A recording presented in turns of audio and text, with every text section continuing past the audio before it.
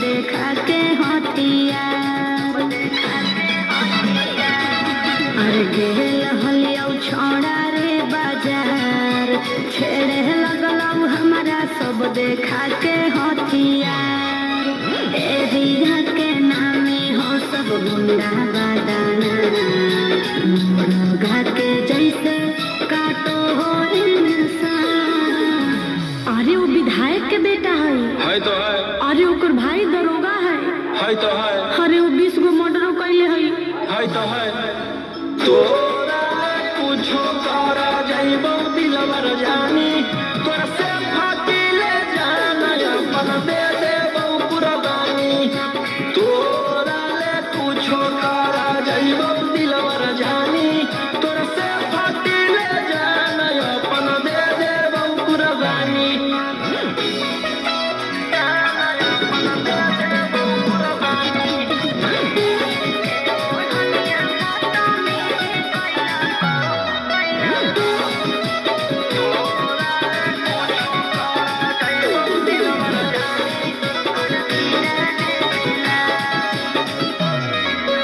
तीर के ओढ़निया बदतमीजी कैला कौ मोर जवानिया के साथ सीनावा कर देला कौ सटाई रही फलवा फेरे लगलो हलहा ढेरे जगल गलौ त डर गेलियो भागल भागल तोरा भीड़ चल गेलियो।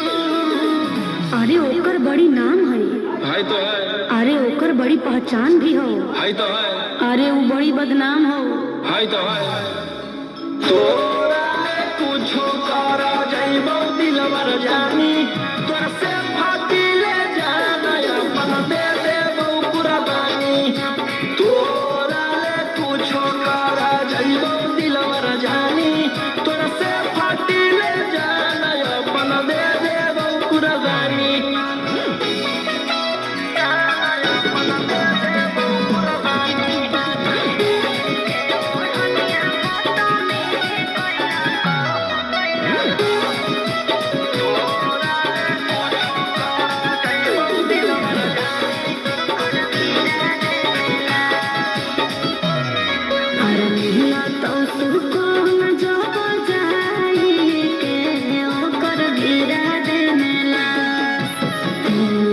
बता दे राजा रोशन रोहिया के बदमा अरे बदला चुकावे में कह देना देर तोरा सिवा कौन बनतै जंगल के शेर। अरे वो बड़ी खूंखार हो तो है।